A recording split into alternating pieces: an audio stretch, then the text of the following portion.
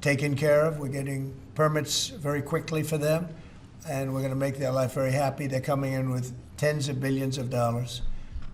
Individual plants will cost 10, 15, even 20 billion dollars. We're going to let them build electricity generating plants along with their plant, and they can't even believe it. And we're going to get them very quick permits. Done always. I did that in Louisiana with 2 LNG plants. I got them one permit in 1 day after waiting 14 years, and the other one in 1 day after waiting for 12 years. But this is very exciting to me. This is the automobile industry, and this will continue to spur growth like you haven't seen. Before I was elected, we were losing all of our plants. They were being built in Mexico and Canada and other places. Now those plants largely have stopped, and they're moving them to our country. In Indiana, the great state of Indiana, I love Indiana. Honda is building one of the biggest plants anywhere, and they've just started. They wouldn't have done it without this. In all cases, they wouldn't have done it without what we're doing. So we'll effectively be charging a 25% tariff. But if you build your car in the United States, there is no tariff. And what that means is a lot of foreign car companies, a lot of companies are going to be in great shape because they've already built their plant, but their plants are underutilized, so they'll be able to expand them inexpensively and quickly. But others will come into our country and build, and they're already looking for sites. They're looking for mostly sites. They don't want to take the old buildings that are empty and falling down. They want to build new, and there's tremendous action. There is likewise for other companies and countries, like the chip making process. Your chip bill was a disaster done by Biden. All he does is give tremendous amounts of billions of dollars to chip companies that will do nothing with the money. They're not going to use the money here. They're going to just keep it. They have plenty of money. The one thing they have is they have a lot of money. In our case, all we're doing is saying you can't come in unless you build here. And the largest chip company by far is manufacturer from Taiwan is building here, and it'll give us almost 40% of the chip market just with that. They're spending almost $200 billion in the United States to build a plant, and they've almost started. They'll be doing much of the work in Arizona. So we have a lot of exciting things, but to me, this is one of the most exciting. Now, outside of one specific day, and that's Liberation Day. That's the real Liberation Day of America, and that's going to be in April 2nd. And I look forward to it. We'll have a little news conference. We'll talk about it. But this is very exciting. So we're signing a executive order today that's going to lead to tremendous growth in the automobile industry. As you know, the electric mandate that we did allows you to buy a car now with electric or gasoline powered or hybrid. You can buy any car you want. We had it so that within a short period of time, you had to buy all electric, and the country could never provide the money necessary to build all of those power plants that you would need all over the country. As you know, in the Middle West, they built 8 power stations. That's like the size of this desk or smaller, and they ended up spending $9 billion on 8, and of the 8, 4 of them didn't work. And we're not doing that. So you can buy electric, or you can buy gasoline, or you can buy hybrid, or you can buy whatever you want to buy. And that's the way it should be. The market's going to determine that. And you're going to see prices going down, but it's going to go down specifically because they're going to buy what we're doing, incentivizing companies to, and even countries, but companies to come into America and build. And we're already setting records for new plants. I think the new plant number, the tally is just within a period of a few weeks. It's very large. I want to be accurate. It's very large. And I'd like to ask Will just to come and give some of the basics, and then I'll sign it, and it's off to the races. I think our automobile business will flourish like it's never flourished before. Yes, please, Will. Thank you, sir. As you stated, we've prepared for your attention a proclamation imposing a 25% tariff on foreign-made cars and light trucks. This is in addition to tariffs that are already in place on those goods. In addition to, as you said, spurring increased domestic manufacture of cars and trucks, we expect that these tariffs will result in over $100 billion of new annual revenue to the United States of America in tariff revenue? I think ultimately we could probably anywhere from $600 billion to $1 trillion will be taken in over the relatively short-term period, meaning a year from now. But starting right away. I think we'll go from 600 to $1 trillion within 2 years. And I think we'll be right from the beginning, we're going to be at a very high number, right from the beginning. And right from the beginning, you're going to have a lot of construction jobs, but you're also going to have a lot of automobile jobs. So this is very exciting, but it's also exciting because of what's happening with other aspects. We're going to be doing tariffs on pharmaceuticals in order to bring our pharmaceutical industry back. We don't make anything here in terms of drugs, medical drugs, different types of drugs that you need, medicines. It's in other countries, largely made in China, a lot of it made in Ireland. Ireland was very smart. We love Ireland. But we're going to have that. We're going to have lumber. We're going to free up some of our land. And you'll be able to meet a lot of other standards like fire cuts. If Los Angeles had fire cuts, which they didn't have, that's a gap of half a football field between areas. You wouldn't have had the fires. They would have been contained. But you have fire cuts. And by the way, you sell that wood for a lot of money, a lot of profit is made from that. But we're going to be doing lumber. We're freeing up our land so that we don't have to use outside sources of lumber. Energy, we're doing fantastically well at. The energy prices have been coming down rapidly as we increase supply, and we've already done that. Chris and Doug are doing a fantastic job on that. That's Department of Energy and Department of Interior. And they're working together hand in hand because Interior has the land and Energy has the ability to do the drilling and do what they have to do. Our coal areas are going to be opened up for clean, beautiful coal. Germany's opening up mini coal plants now. They tried the wind and it didn't work. They almost went out of business. They almost went bankrupt. They tried wind, which is a disaster because it's too expensive and it doesn't look good, kills all the birds, a lot of problems. But Germany is now building a lot of coal plants. China is building one a week. Think of that. And they're using coal, which is very powerful. Coal is a very powerful energy. And we're opening up our coal mines again, and we're going to I call it beautiful, clean coal. The technology is so good now that coal can give you tremendous power at the same time. It can be very clean. But we're also obviously doing oil and gas and various other things. You can do pretty much whatever you want. We don't like the wind because we think it ruins the landscapes, the plains, ruins them. And it's got a lot of problems. It's also by far the most expensive energy. It looks horrible in the oceans. It's dangerous in the oceans in terms of navigation. And if you look at what's happening with whales, in one area, they lost 2 whales, like in 20 years, washed ashore. And this year they had 17 wash ashore. So there's something happened out there. There's something driving the whales a little bit loco, but they lost 2 in 20 years. And now they lost 17 in a short period of time. So it's something wrong out there. So this is very exciting. This is going to lead to the construction of a lot of plants, and in this case, auto plants. And you're going to see numbers like you haven't seen, both in terms of employment. It takes a little while. You're going to have great construction numbers initially, and then ultimately you're going to have a lot of people making a lot of cars. And one other thing, we have the Speaker of the House with us, who's doing a fantastic job. And where's Mike? And we're trying to get approved. Mike, thank you very much for being here. We're trying to get approved, if we can. If you borrow money to buy a car, you're allowed to deduct interest payments for purposes of income tax, but only if the car is made in America. So if the car is made in America, you get a loan, you can deduct the interest. That's a big saving. A lot of people in that part of the world, in terms of buying cars, a lot of them don't think in terms of deductions.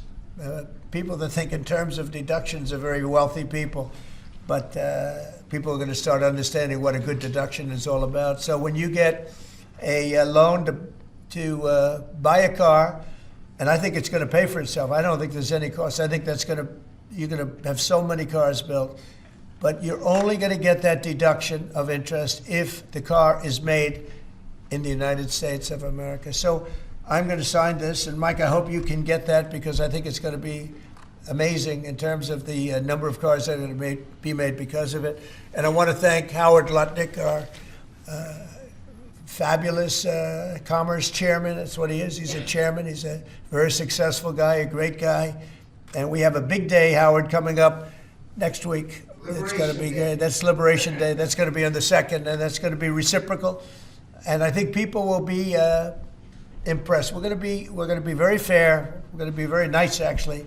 We have not been treated nicely by other countries, but we're going to be nice. So I think people will be pleasantly surprised, but it's going to make our country very rich, because we're the piggy bank that everybody steals from, and they've been doing it for many years, for decades, so we're not going to let it happen. So, but we're going to treat people very nicely. We're going to treat other countries very, very nicely, and I think it's going to have a very positive effect on everybody, including those other countries. So I'll sign this, and we will see you again on April the 2nd. In terms of this, it's going to be another round, and it's about making America great again, making it strong and prosperous again. Thank you very much. So, So this Mr. is President, like on going tariffs. back. Can I ask you about Is tariffs, it Mr. just President? for- On the car tariffs, how do you assure that a car coming into the country is fully built? Could an automaker in Germany say, leave the tires off a car? Yeah, we're going to have very strong policing, and it's pretty easy to do. If parts are made in America and a car isn't, those parts are not going to be taxed or tariffed. And we'll have very strong policing as far as that's concerned. For the most part, I think it's going to lead cars to be made in one location. You know, right now, a car would be made here, sent to Canada, sent to Mexico, sent all over the place. It's ridiculous. So this is a very simple system. And the beauty of the 25, it's one number. It's not up or down depending on the cost of the car. It's one number. And that number is going to be used to reduce debt greatly in the United States and to build things, reduce taxes. I mean, basically, I view it as reducing taxes and also reducing debt. And within a fairly short period of time, I think we're going to have a balance sheet that's going to be outstanding. Yeah. How do you assure Americans then that this will not cause a long-term increase in prices? Well, look, I think we're going to have a market the likes of which nobody's ever seen before, not in this country. You know, we had the best market ever in my first term. It was the strongest market ever, the best economy ever. And I think I think this blows it away. But this is something that people have wanted to do, presidents have wanted to do for a long time. A lot of them didn't understand it. It wasn't a priority for them. But foreign countries understood it very well. And they've really ripped us off at levels that nobody's seen before. But that's not going to happen. Mr. President, is this for today or April 2nd, the auto tariffs? Say it. Do these auto tariffs go into effect today or on April 2nd? They go into effect on April 2nd. We're signing today. It goes into effect April 2nd. We start collecting on April 3rd. Mr. President, do you have any more sectoral tariffs that are coming in on April 2nd? What does that mean? Any more tariffs on any other sectors on April 2nd, for example, chips or pharmaceuticals? Not then, but we will be putting a tariff on lumber. We, as you know, have a tariff already on steel and on aluminum of 25%, and we're taking in tremendous amounts of dollars. More importantly, our steel factories and aluminum factories are roaring. They're starting to roar. They're building new ones. I just heard from Nucor, which is a big company, a very big steel company, and they're building a massive plant for steel that they wouldn't build without this. So you're going to see things that are going to be actually amazing. And I think you already have. You know, we've had some news conferences where I can't have enough. They want to do news conferences where they announce they're going to spend 20, 30, 40 billion dollars. But Apple, as an example, is spending $500 billion. Okay, any other? On the signal chat, Senator Roger Wicker. Hold on one second. Yes. Go ahead. Reciprocal tariffs next week. Will those be immediately effective April 2nd on all countries, or will you focus on the worst offenders? No, we're going to make it all countries, and we're going to make it very lenient. I think people are going to be very surprised. It'll be, in many cases, less than the tariff that they've been charging us for decades. So I think people are going to be very, very surprised.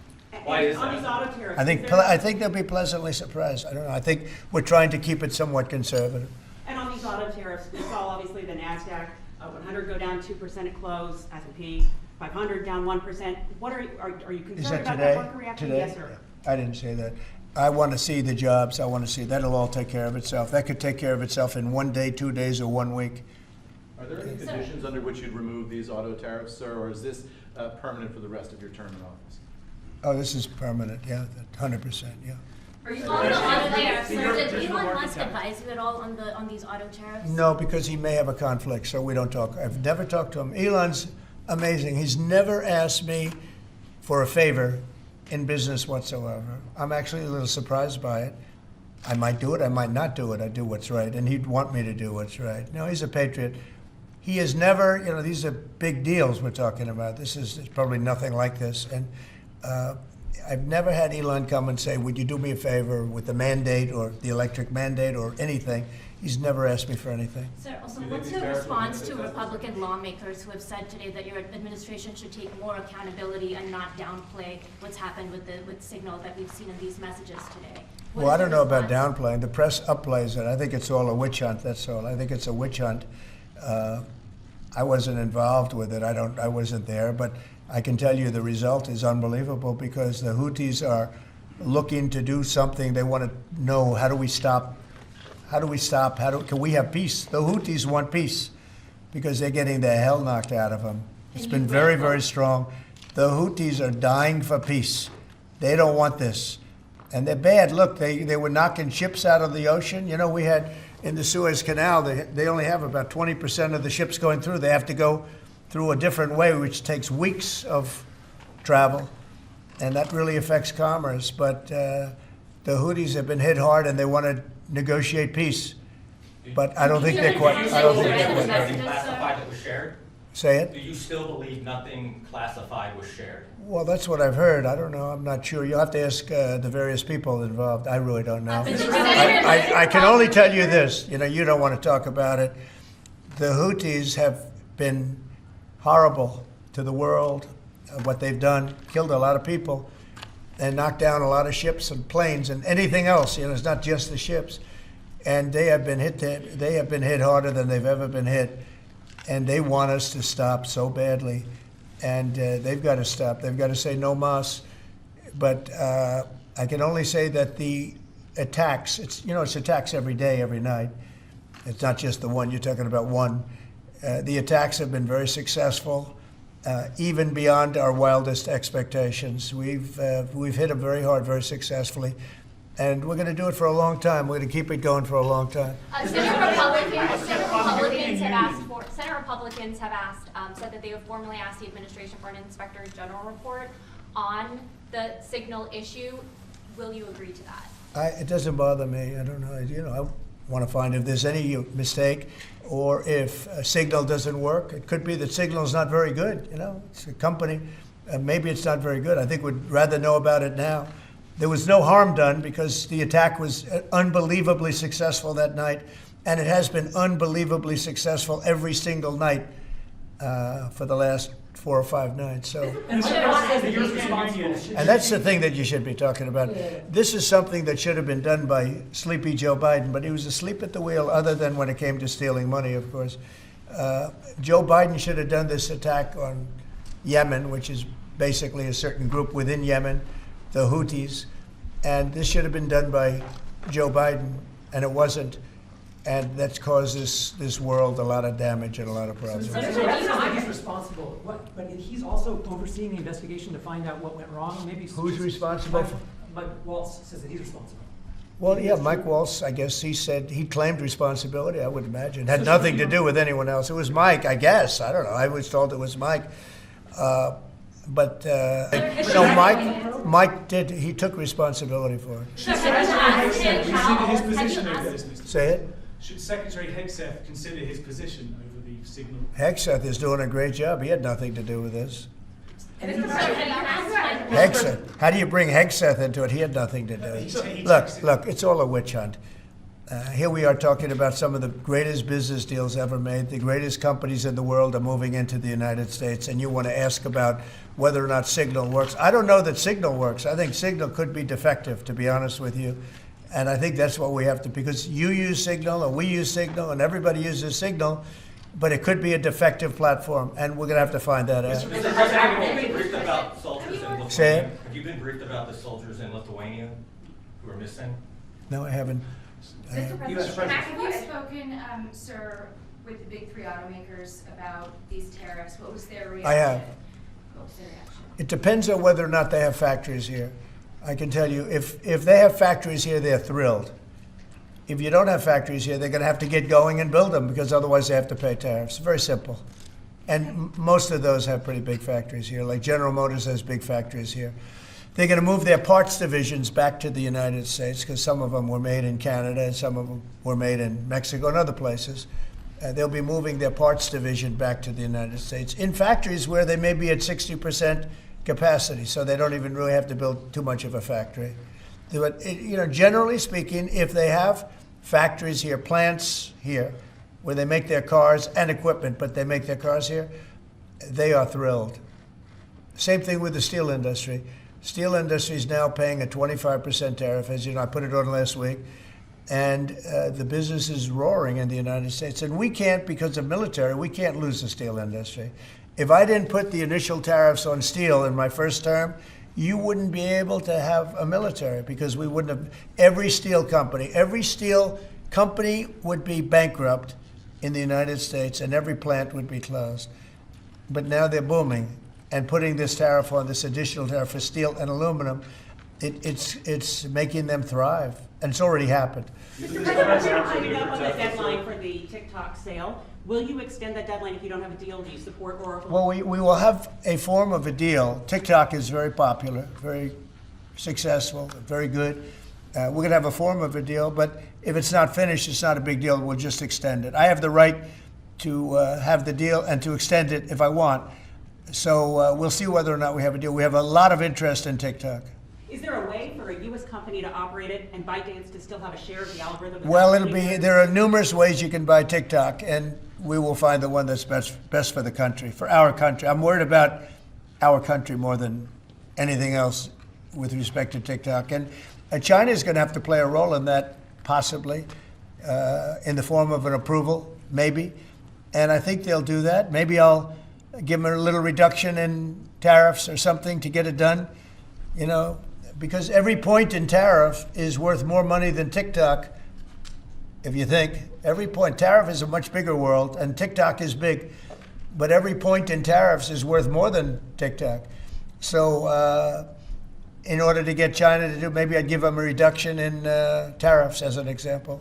Sounds like something I'd do. Do you think these tariffs are going to be good for Tesla, sir? Good for who? Tesla, which makes it Well, he is a fantastic Tesla. Will tariffs be good? I think they may. It could be a net neutral, or they may be good. He has a big plant in Texas. He has a big plant in California. And anybody that has plants in the United States, it's going to be good for, in my opinion. Mr. President, the European you want Union to has return really education control to the states.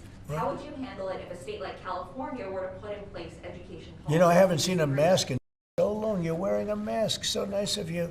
I haven't seen anybody wearing a mask in a long time. It's good. You feel more comfortable, right? Yes. Good. That's good. So go ahead. You said you want to return education control to the states. How would you handle it if a state like California were to put in place education policies you disagree with? Well, I think that California is going to be tougher, because they're doing badly on everything they do. Everything they touch turns bad. So a place like California would be tougher for education. But what I would see with California is you'd have a Los Angeles department, and you'd have Riverside. You'd have, you'd go to various places. And I think you'd have some great areas in California, and then you'd have some, like everything else, it doesn't work so well. But ultimately, I think it would be very successful. I think in New York, as an example, you'd go to Long Island, Westchester, you may have Nassau County, Queens County. You'd break it up in certain ways, so they'd have maybe 5 departments. Because of the size, they'd have 5 departments instead of 1. A state like Iowa, you'd have 1. And I mean, they're just chomping at the bit to get going. So many states are chomping at the bit to get education, and it's going to happen fast, to get the education brought back to the states. And I tell you what, you have 40 states, in my opinion, that would be as good as Norway, Sweden, Denmark. You take a look at those 3 are top among the top, and they've been there for a long time. But I think you'll have a lot. Finland is very strong. Frankly, China is very strong. China's in the top 10, and that's something considering the size, you know. So it's not only a size thing, but Norway, Sweden have been very good. Denmark has been very good. I think you have Iowa and Indiana and a lot of our states will be equal to them, but they can't be equal if it's going to be run in Washington. We don't want that. Yeah. Today, Director Gabbard testified that any information that would indicate that the U.S. or its allies are going to make an attack should be classified. The Secretary of Defense has said that the information in those messages was not classified. Are you going to ask him to review whether it should have been, should flight times and sequencing? Sure, I'll ask him to do. Sure, I would if it would be. You can view that two ways, frankly. There's a lot of ways to answer that question, but I'd certainly ask him to take a look at Should it. they have been stiff when they did this in hindsight? Should they have, Well, there may be a problem with the platform, and if there's a problem with the platform, nobody should use it. You know, they could have a basic problem, but you know, I say it again, the attack was so successful, it was so lethal. Not that I'm looking for lethality, I wish we didn't have to do it at all, but they're shooting down our ships, they're shooting down our planes, and we can't allow that to happen. And again, this is something that should have been done by Biden a long time ago, or one or two more. What do you think of the Vice President's comments that he doesn't like bailing out the Europeans? Do you agree with that? Well, I understand where he's coming from. The European Union has been treating us very, very badly in terms of the VAT tax that they charge. They charge a tremendous VAT tax, and they don't sell our cars in Europe. They don't sell our agriculture in Europe. They don't let us do very much. They treat us very badly. One of the reasons I'm putting tariffs on is that reason. We take millions of their cars, BMW, Volkswagen, Mercedes-Benz. We take millions and millions of their cars. They take none. I don't know if they take any of our cars. And they have non-monetary tariffs where it's impossible for us to sell a car, almost, in Europe. And so I understand what he's saying. Same thing with NATO. When I got involved, these mostly European countries, as you know, we had 28 at the time, and only 7 were paid. And most of them were not paid. 20 some odd countries were not paid, or they were substantially less than they're supposed to be. And the United States was literally making up the difference in Europe, and it's very unfair. So I understand. I didn't know he made that statement, but if he did, I mean, I'm okay with it. It's I complain about it all the time. The European Union treats us horribly on trade, and NATO has treated now.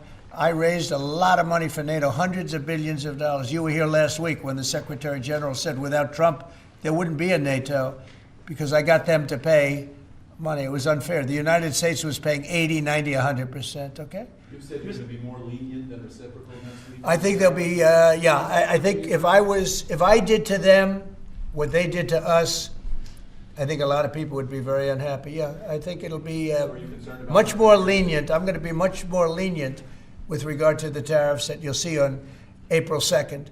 I'm going to be much more lenient than they were with us. They were really bad with us. I tell you, they've treated us badly, and the president should have stepped up. They should have stepped up and done something, and they didn't do it, and hence we have $36 trillion in debt. Mr. President, you've criticized Jeffrey Goldberg. Have you asked your national security advisor how he had his phone number and his phone?